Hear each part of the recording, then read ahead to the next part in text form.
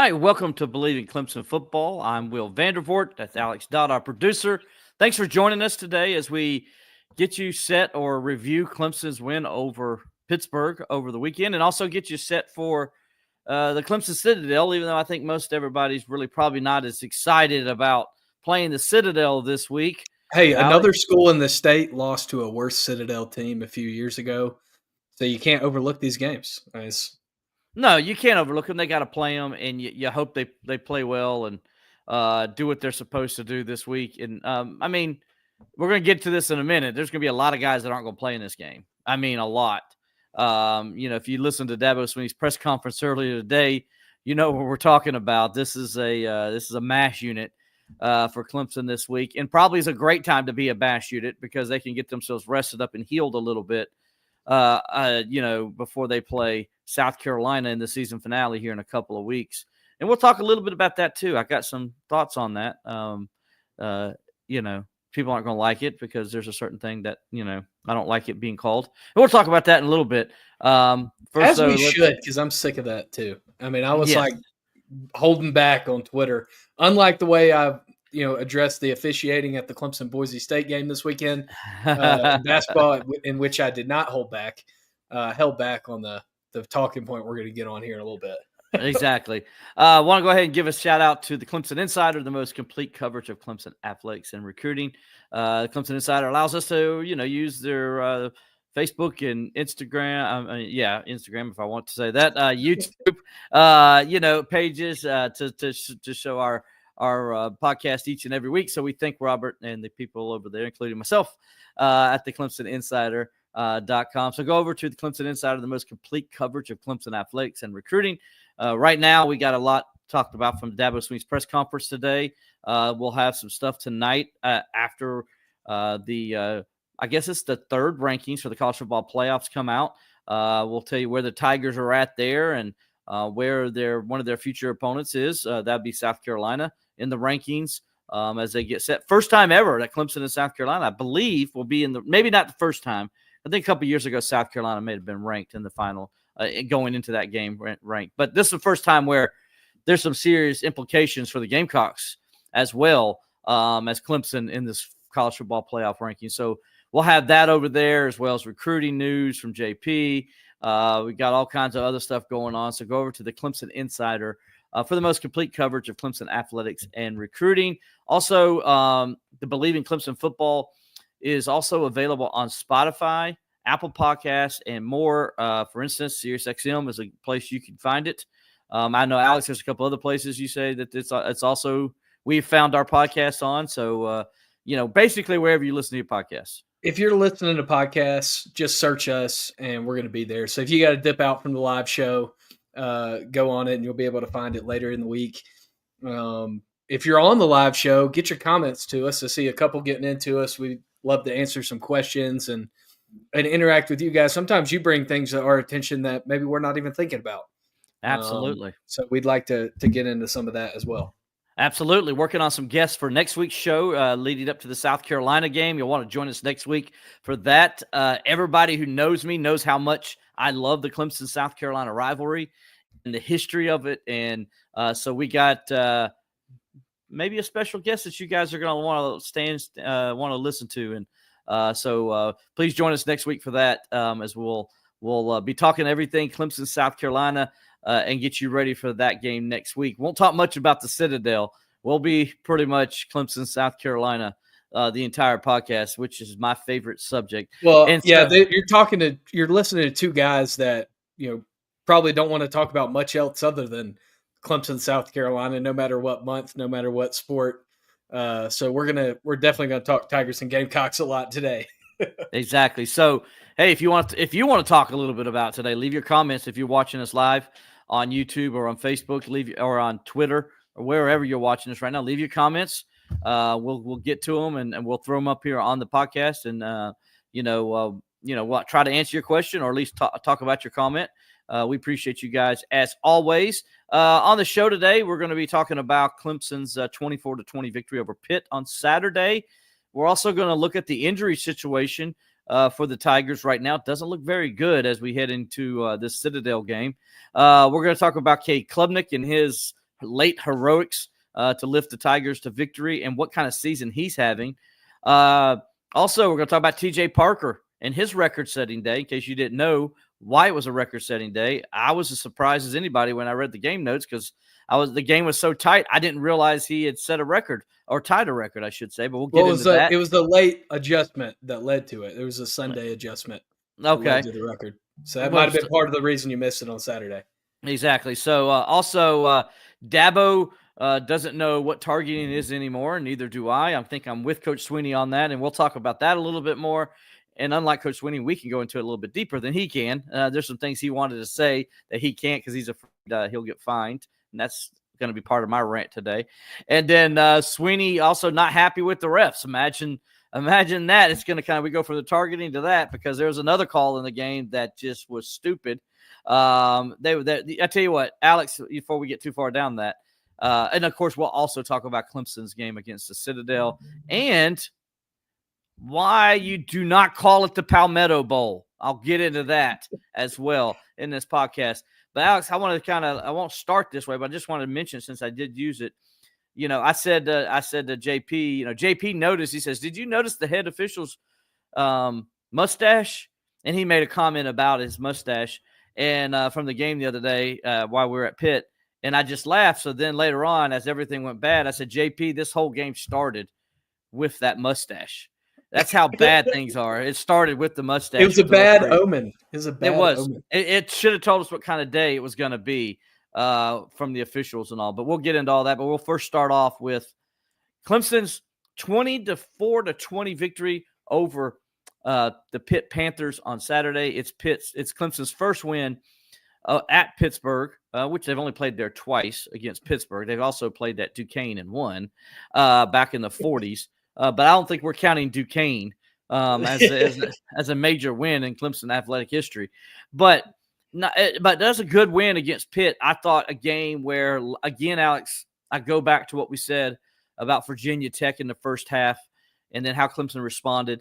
This is a very similar game, but in a different way. It's the second half. Clemson didn't play very well, but yet they found a way to win. Last year, they would have lost both those games.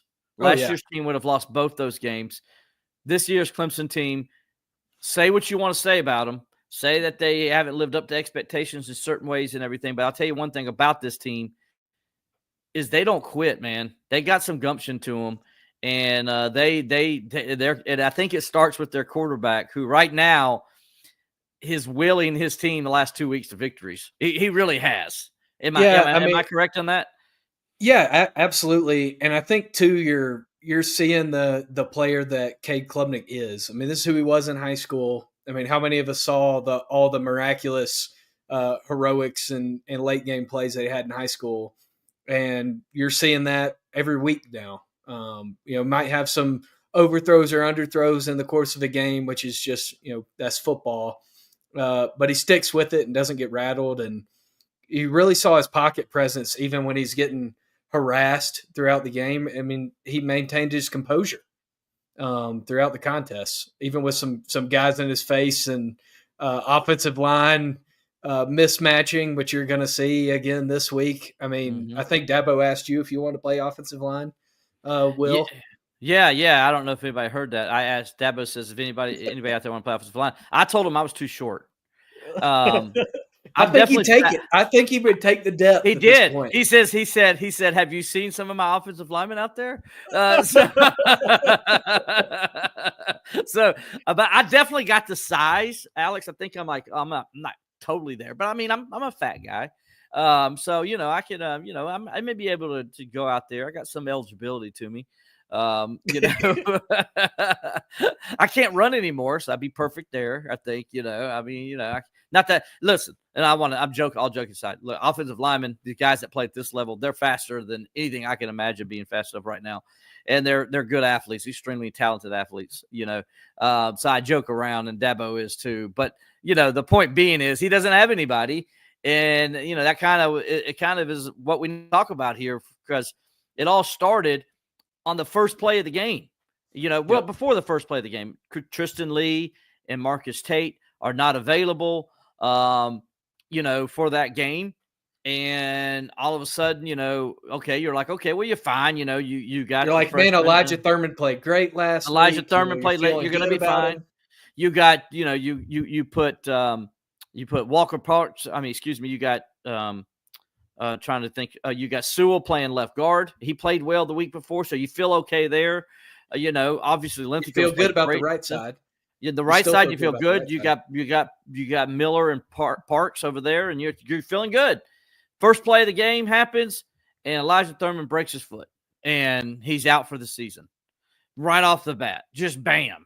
And all of a sudden now, because you've already lost, Ian Reed for the year, you've already lost Colin Sadler for the year, you've already lost Dietrich Pennington for the year, and you're sitting there like, what in the world are we going to do?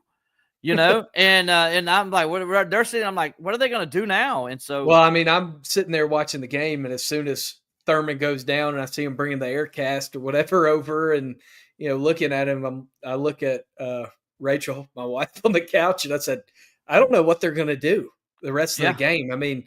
At a certain point, you just don't have bodies.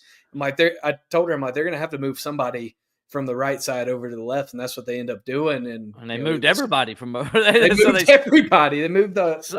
Let's see. The whole line around. Let's go. Blake Miller moved over to left tackle. You had Sewell go from left guard to right guard. Walter Parks moved out to right tackle for the first time since he was a true freshman at Clemson. And then you had you brought in Trent Howard to play the left guard position. And right now, that's where they're at. There's nobody else off. They got to play every snap. There's nobody else. Dabo did mention this week you could see Will Boggs come out there. By the way, his dad, John Boggs, good friend, used to be over at Walhalla.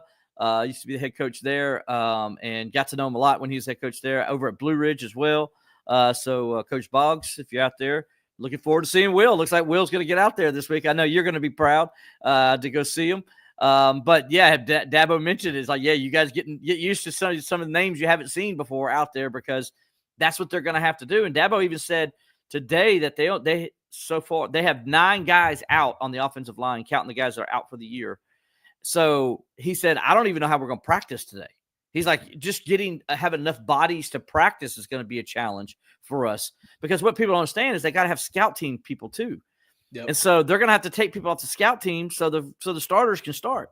So the regular guys can play, and so that's where they're at, because Dabo updated Tristan Lee and Marcus Tate, says they're on schedule. They're doing well. They're getting better, but they're still not there yet. They're not where they need to be yet. And so that means they're probably not playing on Saturday. And this might be a situation where, you probably aren't seeing a lot of good on good in the trenches at the Allen Reeves practice facility this week, because you just don't have the bodies to do it. And this is another thing too, you're thinking about next year, and where would you be if this happened to you next year with the house settlement? And Dabo kind of mentioned this today as well. When you don't have walk-ons and this stuff starts to happen, man, you're in some real trouble. So, thankfully Clemson at least has some bodies that they can throw in there, but talk about being thin at a position, offensive line, man, it's sketchy at best right now. And it's not because of coaching. It's not because of, scheme. It's just bodies. You just don't have bodies right now. Yeah. You hope in 2 weeks, you're going to need those bodies against a very capable pass rush in the South Carolina Gamecocks. It sounds like Tristan Lee could probably play this week if he needed to, the way Dabo Swinney described it. But they don't need him to, so I don't think they'll play him. And it sounds like Marcus Tate wouldn't be able to play this week, but it sounds like he's trending in a sense where he'll be able to play next week against the Gamecocks. So the good news for Clemson is you get 2 of those guys back, and that'll be good. And you'll have Trent Howard with them, so you'll have a little more depth in the South Carolina game. And basically your starters are back on your offensive line. The guys that have played the first 7 or 8 weeks of the season together would all be back. And that's good, because you're going to need it against a very talented South Carolina defensive front. And we'll get into that a little bit later as well. But that's where they are. So, into some other injury news, just to give you some other stuff, other guys. Wade Wood has a severe thigh bruise. Dabo talked about it today, where he says the blood has kind of gone down the leg a little bit, and it's now more to his calf, and it's flowing down to where it's supposed to. So that tells you how bad of a bruise this was.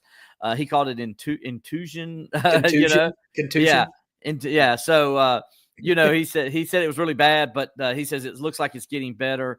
They were hopeful that maybe it would get better enough to where he could play last week, but it didn't. It just didn't get there.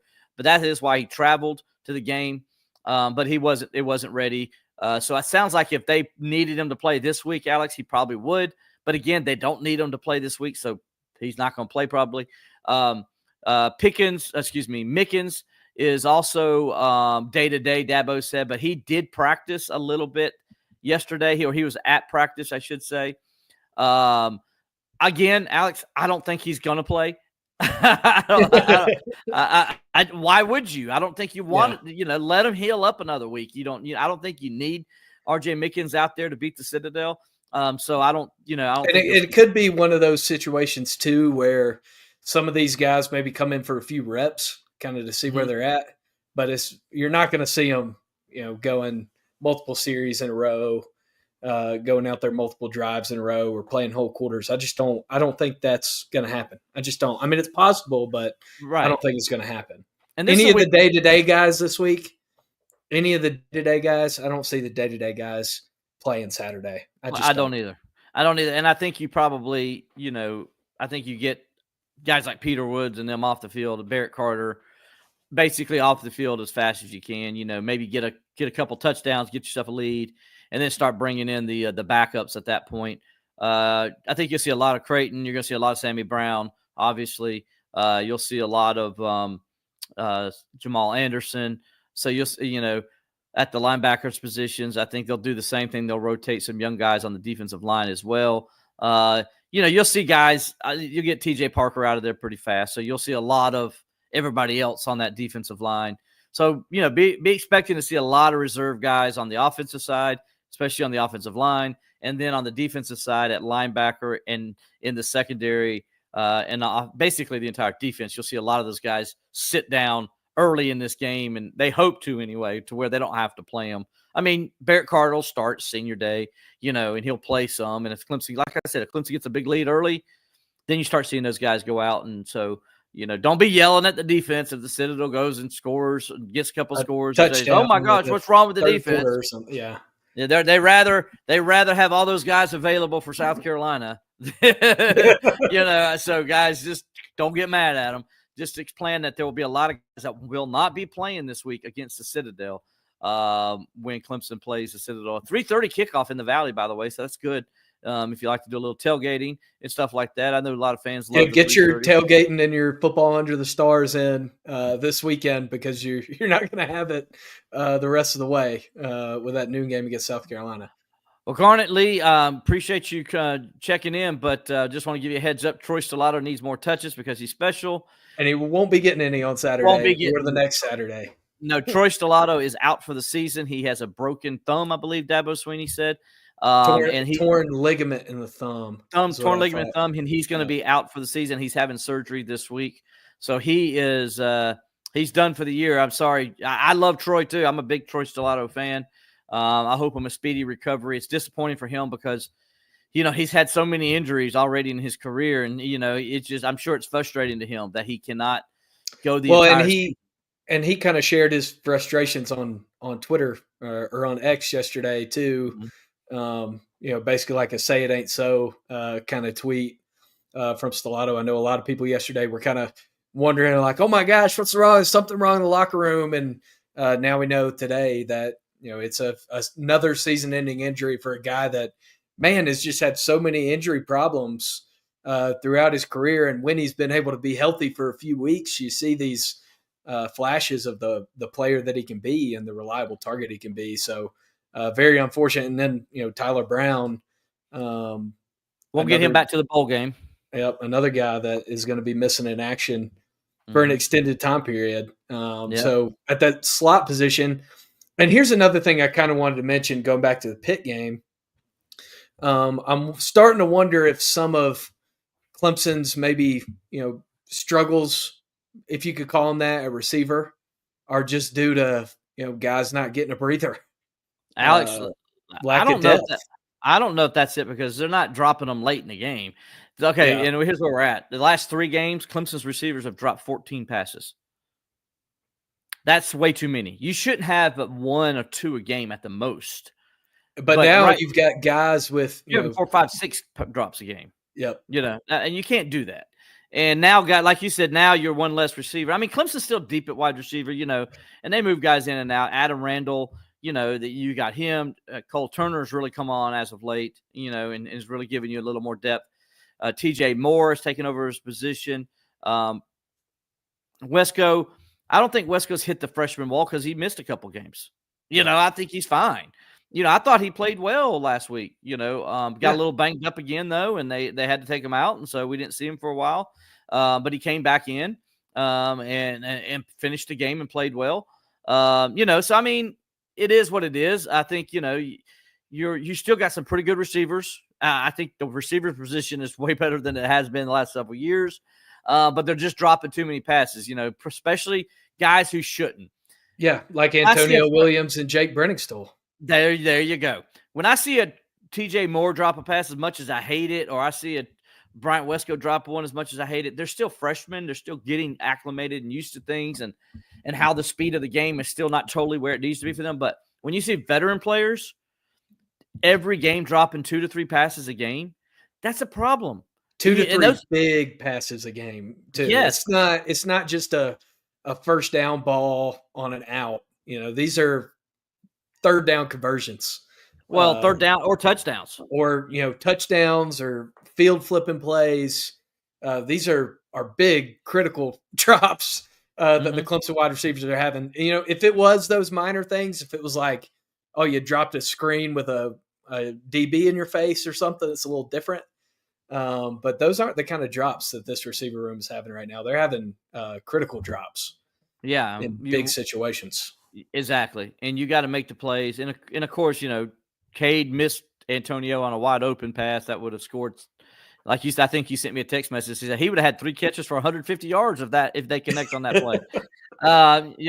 And it's true. So there's, you're going to have some bad moments in the game. But you can't drop 14 passes in 3 games. And the guys dropping them, as we mentioned, are Antonio Williams and Jake Brenningstool, your leaders, your veteran guys. They're the ones dropping the majority, and so that's got to stop, and I don't know what you got to do it. I don't jugs machines, mental. I don't know psychology. I don't know what I think some of it's the mental, it's like in baseball when you get the yips, that's what it seems like. Kind of this, I know you're not supposed to say it, but it seems like the Clemson wide receiver room kind of has the yips right now. Right. We kind of can play into, this question on YouTube coming to us. I would love to get your thoughts on why it seems like we struggle after a bye. It seems like any time off recently, we seem to come out very slow, and it seems like we're unprepared. Thanks. Well, the first game this year, you didn't struggle after the first bye this year. Came out and blew somebody out the week after that. But you did the second bye. They lost to Louisville, laid an egg on that one. I just think that's the nature of the season as you're going through the season, and maybe, and because you're not playing, you're playing Louisville instead of playing, Notre Dame or somebody like that. It doesn't look, these guys, you got to remember, guys, these are 18 to 22-year-old kids. Well, I also think there's sometimes like this week, Alex, for this week, me and you're like, yeah, they're playing the Citadel. Blah, blah, blah. You know what? The players say the same thing. The players do the stuff we do. They shouldn't. And you don't want them to, but guess what? They're human too. And they do the same thing. Like if you're playing college football 25 and you got the Citadel, I guarantee you're going out there and you're throwing all verts on your first 3 plays. And yes, it's because what happens. You want to pad your guys' stats because you're not taking them as serious as you need to. We're all human, and they're human in the sense of there's actual their thing to do, and it happens. I thought last week though they came out and played well, especially considering what happened on the offensive line. I think they came out and played well and adjusted well on the fly. Then I think Pittsburgh adjusted at halftime and really got after them in the second half with that makeshift offensive line. So I would not put the bye week on that, right? I think if Clemson plays, their starters are fine, and if Thurman doesn't get hurt, I think Clemson rolls in that game. I think Clemson beats them easy. especially the way they were moving the ball in the first half. So, and the defense was playing well early on. So I don't blame that on bye week. The Louisville game, absolutely, you can put some bye week stuff in there and all that, and they just didn't have. They're playing through the motions and those kind of things, but not last week. Well, that's kind of what I wanted to point out too. I think there's something to be said about, in this, third of the season, this final stretch, sometimes at the beginning of it, the season can start to feel long for guys. You're walking out to practice, it's a little colder. Those hits, you're feeling the hits a little more, and the season can start to feel long, and you can get kind of lethargic. And I think that's kind of what you saw in that Louisville game. Is some of that season starts to feel long, you get a little lethargic. And again, it's the 18 to 24-year-old kid thing.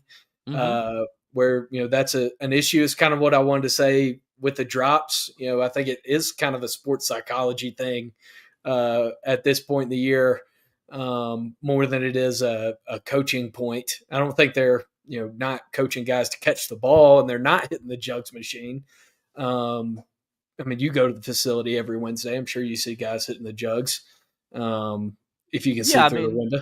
Yeah, there's guys. I mean, guys are out there practicing. They're trying to get better. Don't get us wrong. But it is what it is. It happens. You're going to have bad days. But Saturday wasn't a bad day in that Clemson played bad. I thought Saturday was a bad day where just unfortunate things happen. You start off, you lose your starting left tackle, who isn't your starting left tackle, right off the bat, and then you've already out one starting linebacker, and the guy who replaces him gets called for targeting. And we'll get into that in a minute. And then you're down another linebacker, it's so bad that Barrett Carter's out there about to hurl, in the fourth quarter because he's played every single snap of the game, and Pittsburgh's no huddling and everything else. And, and he's trying to keep up with that fast, speedy running back they have in coverage. And actually, I thought Barrett did a hell of a job. I thought that is probably the best coverage game on running back side of the backfield that I've seen from Barrett Carter. And I thought that was a major matchup problem. I did too. Coming into the game.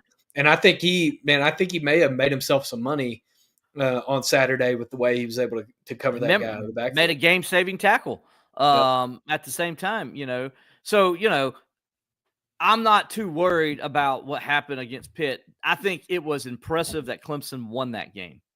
And we'll get to that here in a second too. But, hey, Dale Hughes, I think what you're asking here, Dale, was you were at the Steelers game in person, Steelers Ravens, and at the Clemson game on Saturday. He's asking me how was it, I guess. Yep. I was at both, and it was wonderful. Let me just tell you, I was at both. First of all, the Clemson game, we just talked about that. That was great.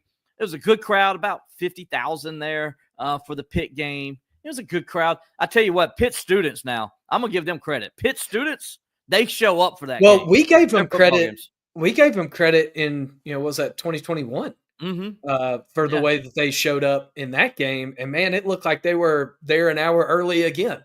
I mean, you got to get there early because it's not on campus. But, man, they showed up in droves. They were ready to go. They filled up their whole student section. They were a good again.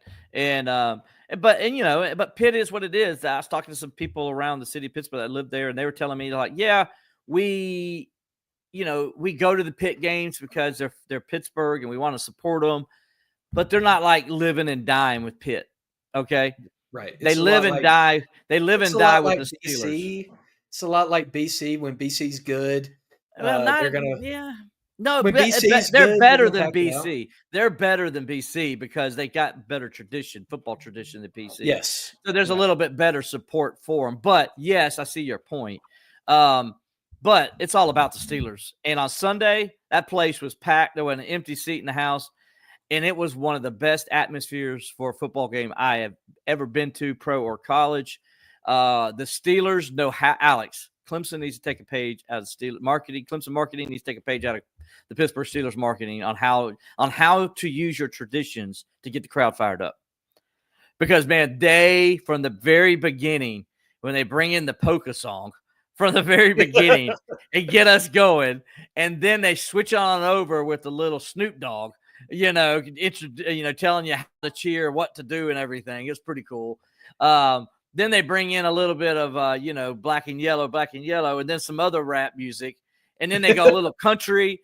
And then they go a little bit, did a great halftime tribute to Rocky Bleier, his military salute day in Pittsburgh. And man, what they did with Rocky Bleier, not just Rocky Bleier, but the servicemen all throughout the game. But then they had that special service for Rocky Bleier, which brought tears to my eyes. And then just, of course, can't go without talking about it. Give us a little Renegade. Sing us a little ditty, Will. Sing us a little ditty. Yeah, I mean, Renegade, man, when the scoreboard went black and Renegade, you start hearing the dum dum dum dum. The place just goes nuts. And it just, I mean, immediately the towels start twirling. Dude, there ain't nothing better than seeing 67,000 terrible towels waving at the same time in sequence, and then just the song comes up. And at that moment, it was a big moment because the Ravens just got a turnover and, everybody was excited and they're like, oh my gosh, they got to get a stop here.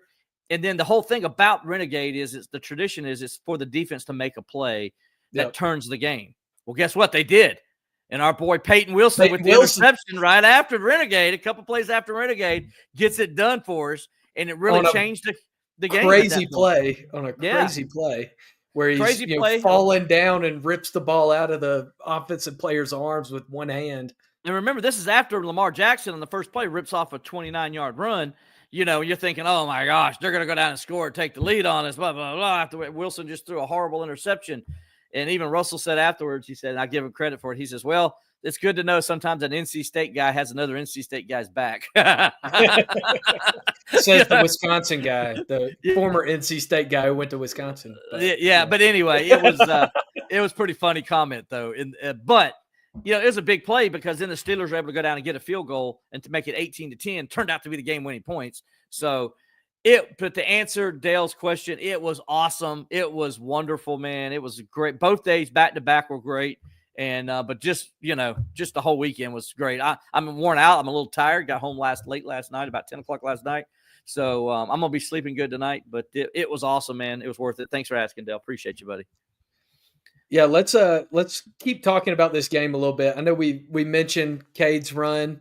We mentioned kind of his progression. You want to know what I mean by this right here, don't you, Alex? Do you want to know what I mean by this? Go for it. Do you know what I mean? Do you know what Cade Klubnik's Woodrow Dantzler impression? Do you know what I'm talking about? In Boise when he had the no. I mean, he did it several times. He had what's called a long clutch run. There's some fans out there that will remember this. It's called the it's not the Hail Mary, but it was it was the Run Mary. So like he threw Clemson just before halftime. Tommy Bowden calls a quarterback draw just to really get him in field goal range. And Woody, just like what we saw Cade Klubnik do, he kind of broke it to the outside, made a couple guys miss. And he took what was supposed to be, you thought maybe a 5-6 yard gain. You get down, you call timeout and kick the field goal. Woody took it to the house for a touchdown. And Clemson took the lead at halftime on a run Hail Mary. Right. And so Cade was sort of a run Hail Mary because they're at the 50-yard line. They hadn't run the ball for beans. They didn't run the ball at all the whole game, and they call a quarterback draw. Great call by Garrett Riley at that point. And by the way, TJ Moore, I've given you some crap on here about dropping some passes. You grew up, young man, on Saturday because you laid a great block that allowed your quarterback to get it outside and go up the sideline for the touchdown. And Cade said once he saw that, he said he kind of just smiled. He knew he had to just make that safety miss, and it was gone. He knew he was going to score, and he did. He did exactly that, cut it outside. And but it looked like Woody Dantzler now, not to the speed of Woody Dantzler. Cade Klubnik, he's fast, but he ain't as fast as Woody was. But it was that kind of play. He did turn on the afterburners though. When he turned that corner, he made kind of the over and up. And when he turned the corner to get past that safety, he found another gear. He did find another gear. There's no doubt. The 35-yard line. He did. And I thought he was going to go out of bounds. Watching on TV, I see the safety over there, and I'm like, I think he's going to go out of bounds. Then I saw that guy's angle and kind of the nudge that TJ put on him. I'm like, no, he's going to the house. And by the way, and this is Cade at the end of both halves. Remember, let's not forget about what he did in the first half. where they go down and they get that field goal just before halftime. How huge was that field goal? Yeah, this that was huge. Clemson offense just looks so much more comfortable in the 2 minute. When they're able to go at that kind of pace, and it kind of takes away some of the thinking a little bit. I think that's part of it. Kind of takes away a little bit of the thinking when they're running tempo like that. They just look so comfortable, especially with him, leading the show, with Cade leading the show. They look so comfortable in that 2 minute. That's kind of I get how a lot of fans can be frustrated when they slow things down sometimes and maybe aren't moving at that pace, because when they are at that pace, man, they look like world beaters when they're running that 2 minute pace. They are, and I like the offense. When the offense has to do something, they've come through the last several weeks. I know Louisville, they didn't look as good, and they made some bonehead mistakes and stuff like that. But since that debacle in Louisville, the last 2 minutes of that game, or the last quarter of that game, where they just looked like they were on snail pace mode, since then they've really been good at the 2 minute offense and getting fast, getting up to the line of scrimmage and going. And I think Cade plays a lot of that because he's grown up. And by the way, Alex, Cade Klubnik, if people don't know this, he's second in the ACC now in total touchdowns. He's second in the ACC in touchdown passes. He's got 31 total touchdowns. He's 3 behind Miami's Cam Ward. And he's also behind Ward in overall touchdown passes. I think it's 32-26, and it's 34-31 overall. And so, like, he has taken care of the ball much better than Cam Ward has. Well. Absolutely, knock on wood. He has. He did have the one turnover this week. That was one of those blooper moments where the ball he wanted to throw the ball, but the ball decided it was going to stay back behind him. Well, it was also, there was that's one of those you kind of put on the OL too. After the guys are moving around, they just weren't able to protect him in that situation. And he wore some licks in this game on Saturday. When I mentioned his composure, even after the offensive line changed over, man, he took some licks. He was stepping into his throws with guys a lot bigger than him bearing down on him. So got to give him credit for that. Absolutely. We'll move over to defense here because we're going to try to wrap up. I know you got a basketball game to go call tonight, so good for you. Going to go call a college basketball game. Well, I'm not calling it. I'm writing a story. Covering it. Doing a little freelance. Doing a little freelance. I got you. But good for you on that. So I know you got to get out of here. TJ Parker has a record day. Well, what do you mean by that, Will? TJ Parker tied Keith Adams Sr.'s record for most sacks in a game. He had 4, and he was named ACC Defensive Player of the Week and National Defensive Player of the Week because Alex, he came out, and I don't know if it's because they put big boy Peter Woods inside at tackle, and that caused I don't know what it was. Think it Dabo helped. said that had nothing to do with it. Dabo just said it's because he's a monster. That's what Dabo said. And so, but anyway, he comes out there, Alex, and just, man, it looked like a different TJ Parker out there. He was all over the place. He was just killing the guys. Yeah, he looked just like a man possessed in the game. It didn't matter who you lined up across from him. Honestly, I think you could have lined anybody you want up against him in that game, and it wasn't going to stop him. He was a man. I think definitely having Peter Woods inside helped him. To say that it didn't help him at all, I think is kind of hard to do because Peter Woods draws a lot of attention when he's inside of you. But, man, he took full advantage of the moment, and nobody was going to stop him. And when Clemson needed him to step up, he stepped up and made the play. That's just the guy he was on Saturday. You know what also helped was I thought Lawson and Cade Dienhoff also stepped up and played well. And how about old Dienhoff, man, getting a sack? He got one. He got one. Gotten so close, and he almost didn't get it, but he got there in the nick of time and got it. He did. Big day for TJ Parker. Big day for the Clemson defensive line. Clemson had 16 tackles for a loss in the game. Had 7 sacks, I believe. 8 sacks, I believe. It was 8, I think. What it finished with. So a great game for the Clemson defensive pass rush. Now, granted, I know a lot of people are like, "Oh, the secondary was awful," and I didn't think the secondary was bad. I really didn't.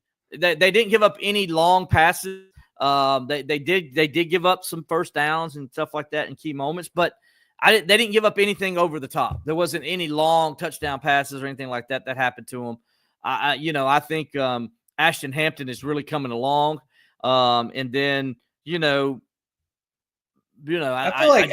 feel like Avion Terrell maybe got a little slandered by Clemson Nation on Saturday. Yes, I think so too. I mean, he had the PI, which you hate to see, but it's one of those situations where it's like, you want the PI or do you want a touchdown? That's right. Kind of the situation there, and I think he did what he needed to do for the most part. He did what he's coached to do.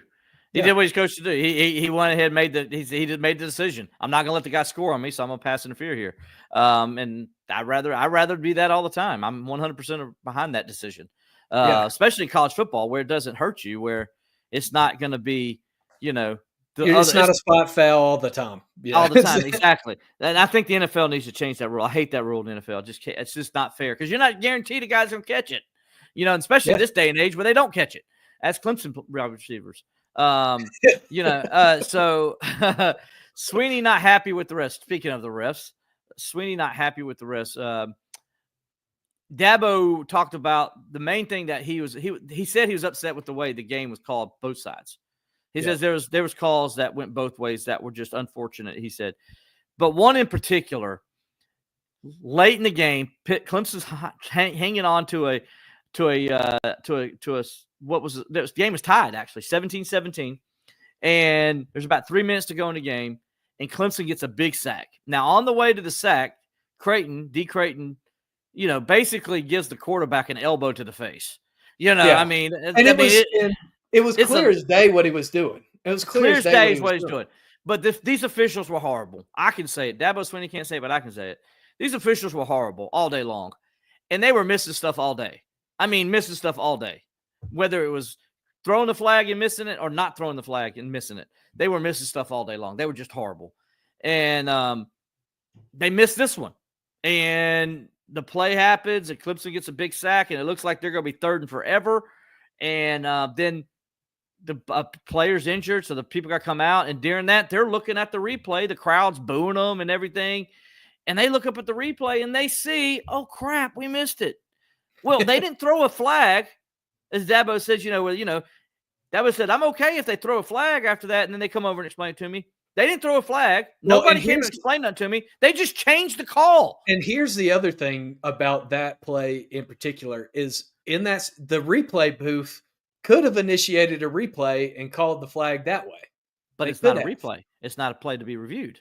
They could have, is what the rules expert came on the broadcast. Dabo assessed a target. Dabo said in his maybe targeting they could have. Yeah, they could have because it was forcible contact to the head or neck area.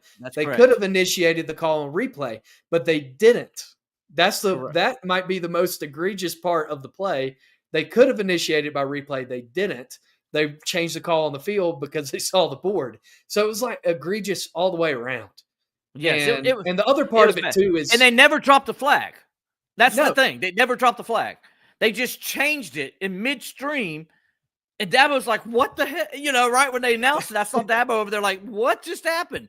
The guy announces it. Dabo just lost it, as he should. And this is several times across all of college football that we've seen this year where the crowd initiates a flag call, which, hey, if you're a fan and you're going to be in Death Valley the next 2 Saturdays, man, if you see something that you thought should have been a flag and there's a stoppage, man, boo. Yell and scream and boo and cuss or whatever you got to do, because there's a chance now in this world of college football, apparently, if the crowd yells loud enough. Just don't throw anything on the field. You're better than that, said Dabo Swinney. You're better than that. No throwing stuff on the field. You are, and I still think that if you threw stuff in the last game that you should not be in the stands on Saturday. But Jim Clements never said anything about it. So that's true. That's kind of where we are. And that kind of brings us to Dabo doesn't know what targeting is anymore. And Dabo, I don't either. Who does? Because I'm going to tell you, if I'm not saying what Sammy Brown did was targeting or not, because I don't know what targeting is, because what Sammy Brown did wasn't even close to being as bad as what the Miami Cal game showed us.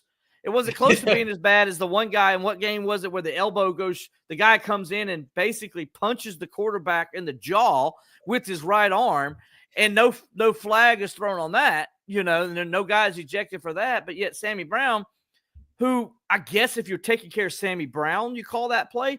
But what Sammy Brown did nothing that was going to hurt the quarterback on that play, because it was, it was in the chest area, and I didn't think he led with the head. I think he straightened up just at the end and went in like this. So, yeah, I can say if you're saying, okay, I'm protecting Sammy Brown, but here's the part of the rule I hate the most, Alex.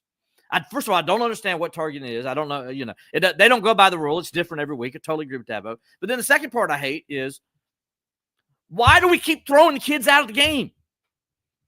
They're not trying. Was Sammy Brown trying to hurt the quarterback there? No. I mean, and here's the thing, too. Every ref, every person in the stands, every coach, every player, every referee, everybody knows when a player's trying to hurt somebody. It's clear as day when it happens. Everybody knows that wasn't what D. Creighton was doing when the quarterback pump fakes and he throws his arms up and comes back down and catches him with the elbow. Everybody knew that's not what Sammy Brown was doing.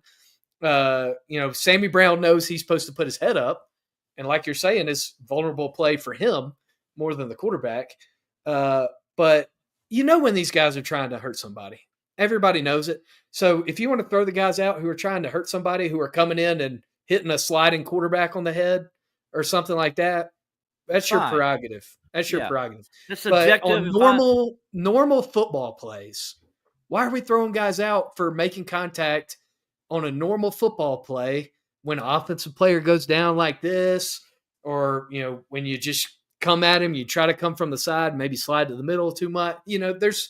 There's football plays where we're throwing people out, and I just don't get it. And I'm with Debo 100%. I don't understand what targeting is. I haven't known what targeting is since they threw Jamie Skowski out for hitting Justin Fields in the butt. I haven't known what targeting is since then, and I'm probably never going to know. Every time they clarify the rule, it gets more confusing. So it does. And again, if you have a rule that you're not sure of, then don't punish the players. Do like the NFL. Give them a 15-yard penalty. Maybe they get a warning, and you say the next time it happens, you're out of the game. But don't throw a kid out because he's playing football. They only get 12 of these. This is all they get. And you're going to throw them out for a whole game and then go miss part of another game just because you don't really know what you're looking at? Yeah. I mean, come on. Give them the 15-yard penalty. I'll live with that, and I may not like it, but I'll live with it. But I can't live with you throwing kids out of the game when all they're doing is playing football. They're not trying to hurt nobody. There's no intent there. Normal football plays. The game has got to stop doing this. It has to be stopped. I'm tired of it. I'm just tired of it, Alex. I'm tired of it. Just like, what else I'm tired of? This Do not call it the Palmetto Bowl. It's not the Palmetto Bowl. It's Clemson, not Carolina, or Carolina, Clemson. Yes, it's coming up in a couple weeks here. I know Clemson fans are not happy that it's a noon kickoff. I'm hearing that. But, guys, you're in a better time slot. More people are going to watch you because you're not going up against the 8 o'clock ABC game, okay? Yep. You're in a better time slot. People are going to watch you. It's going to be it's a top 25, top 15 game maybe, top 20 definitely. We'll see. But please, for the love of God, if you're a Clemson fan or a South Carolina fan, do not call it the Palmetto Bowl. It is not the Palmetto Bowl. I'm tired of it being called the Palmetto Bowl. It is Clemson, Carolina, if you're a Clemson fan. It's Carolina, Clemson, if you're a South Carolina fan.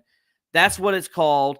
I hate some marketing people came in here because they got their Palmetto Series that nobody really cares about. Not anybody cares about it. Nobody's like, oh, my gosh, we won the Palmetto Series this year. We're so excited. I ain't heard one Carolina Clemson fan brag about that. No, they care about this game. And all they did is they took this game and they kidnapped it and said because they want it to be part of their Palmetto Series to make it stand out. And they said, we'll call it the Palmetto Bowl and we'll give it this trophy. And no, you can give it a trophy. I don't give a crap. Give it the trophy. You call it the Palmetto Tree Trophy. I don't care what you do. You don't call it the Palmetto Bowl because it's not a bowl game. It's the Carolina-Clemson rivalry. It is one of the best games in the country. It doesn't need to be called anything else because there's hatred there. It was born out of hate. This whole rivalry was born out of hate because South Carolina sucked at agriculture. And Ben Tillman said, Pitchfork Tillman said, I'm tired we're of going to it. make I'm a new tired of this. school. We're going to make a new school. We're going to take agriculture from South Carolina, and we're going to do better than they have. And they did. And they almost put South Carolina out of business. And that's why South Carolina's bitter about it. And that's where Clemson is bitter about it. And that's why it's born out of hate. And it is what it is. It has nothing to do with football. It has nothing to do with some stupid bowl game. Stop calling it the Palmetto Bowl. I'm tired of it. I hate it. I've said my piece. I will probably complain about this next week too. Yeah, like I said, I almost responded to several Clemson reporters on Twitter with corrections that it's Clemson, Carolina, Carolina, Clemson. Anybody that grew up in the state knows that. Nobody that grew up in the state ever called it whatever the Palmetto Bowl is supposed to be. There's no palmetto trees in upstate South Carolina unless they were planted in the botanical gardens. There's definitely no palmetto trees in Columbia. And there's no trees at all in Columbia. I promise you the Broad River is not giving you enough water to put a palmetto tree in that sand hole in the middle of the state. So stop calling it this. All the palmetto trees are in Charleston. If Charleston, Southern, and the Citadel want to call their football game the Palmetto Bowl, they can because they have palmetto trees. But I don't get it either. No. Stop calling it that.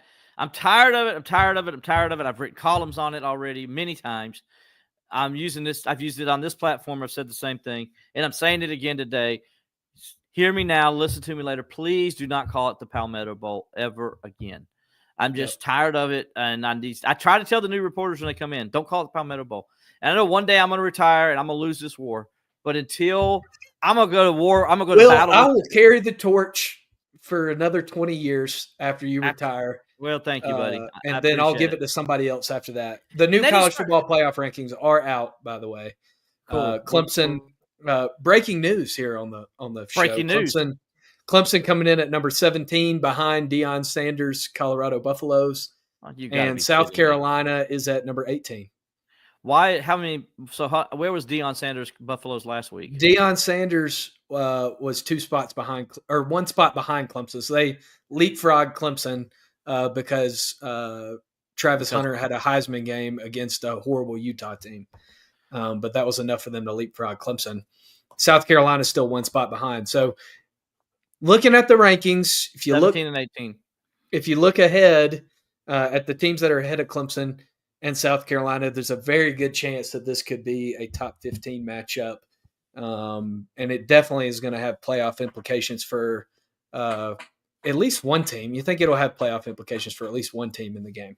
Absolutely. Well, Alex, I know I got to get you out of here, so I'm going to let you go, buddy.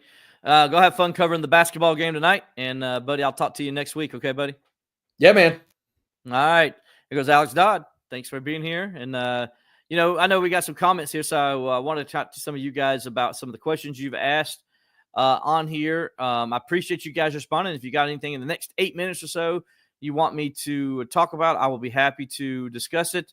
I know Go Hobo Go mentions on YouTube, Adam Randall had a big game against North Carolina State, and then he had the injury outside of the touchdown against Wake. We haven't heard his name called much. Is he still recovering or just not seeing action? It's more the latter. He's not seeing as much action, but now that Troy Stelato's out, I think you're going to see a lot more of Adam Randall and how they use him. But I think some of it is being the fact that TJ Moore has really come on and has really kind of separated himself as that guy there. But I also think Adam Randall's played some. He played last week, and he played the week before that. So it's not like he's playing. He's just not getting as many snaps as he was getting earlier in the year. I think you will see him play a little bit more in this game this week because now they're down one wide receiver, and I think that's going to move him up the depth chart automatically. I think that means you'll see a lot more Antonio Williams in the slot, and you'll see Adam Randall go out there and play the field a little bit more. So I think that's what you're going to see there. You talked about the D. Creighton play earlier. We talked about it earlier, and I know, Garrett, I appreciate you asking about it. First of all, I want to say D. Creighton, I thought, came in and played really well, though, considering the situation. I thought he had a couple plays where he almost made interceptions. He was in good coverage a couple times. He got after the quarterback there on that play and just, got his hands stuck up in the air and came down on the quarterback. It wasn't like it was anything intentional. So I've really enjoyed watching him play the other day. I think he's going to be a good football player. I think that was a big moment for him to kind of get in there. Now this week he'll get in and get some more action and get some more experience. And that's a guy that I think will be critical for Clemson going forward if they do make the playoffs or if they're in a bowl game. I think you're going to see a lot of D. Creighton playing. So it's good that he's getting this experience in critical moments. And, I thought he handled it well last week. And, I think he's got a chance to be really a really good linebacker for Clemson going down the stretch. And this hopefully will carry into next season because obviously Barrett Carter's leaving. So you're going to need somebody to step up and be that next linebacker. They really like D. Creighton. They like how he's developing. They think he has a chance to be a really good player for him. We haven't seen – DP says on YouTube, we haven't beaten an elite team since our last college football playoff appearance. It's deeply concerning to him. Well, I don't know. I mean, they beat Notre Dame last year. I wouldn't say Notre Dame was elite by no stretch, but that was a top 15 team that came to the Valley. They beat North Carolina. That was a top 20 team last year. So, I mean, they've had some good wins. Granted, they haven't had a win against a Georgia or anybody like that. But, those are hard to come by. You got to get in the college football playoff to get those wins sometimes. And Clemson had an opportunity early this year against Georgia. Didn't get it done. We'll see what happens next year when they play LSU in Death Valley, the original Death Valley. And so we'll see, what happens when LSU comes to Clemson to visit next year. But I see your point, and we'll see what happens. But, don't forget about those games, North Carolina and Notre Dame last year. Played a top 10 Wake Forest team a few years ago, beat them in the Valley as well. So they've had some good wins, just not wins against teams like Georgia and, teams like that, Georgia and Alabama lately. But they also haven't been in the playoffs, and that's one reason why. But you did win the ACC championship a couple years ago. You got a chance. You're still in play this year. By the way, I know somebody asked me earlier, the situation with Clemson, what are the scenarios? I'll give them out again to you. The playoff scenarios are this. I mean, the ACC championship game appearance playoff scenarios are this. The most common one is Miami lose and Clemson's in. Then if that doesn't happen, SMU has to lose their remaining two games, conference games, and Clemson's in. Or if SMU loses to Virginia this week and Louisville loses to Pitt this week and Virginia beats Virginia Tech next week, then Clemson's in as well. I know that sounds complicated, but why that's the case, if there's a three-way tie with Clemson, Miami, and SMU, in that scenario, Clemson gets in because Virginia would have a better conference record than Louisville. But if Louisville beats Pitt this week, then that one's off the table, and Clemson's going to need SMU to lose both of its final two games, and then also Miami to lose just one of theirs. I think the game that you need to pay attention to is going to come down to is Miami versus Syracuse. I really believe that. Now, I'm going to be pulling for Wake Forest, obviously. We'll see what happens there, but I just don't think Wake Forest has the manpower to go down there and beat Miami at Miami. But they do. But Syracuse does have the manpower at Syracuse to get the job done. And Syracuse would love nothing more than to spoil a championship appearance for Miami and be an underdog like that. So I think that'll be, that'll be good for Clemson in that sense. Let's see what else we got here.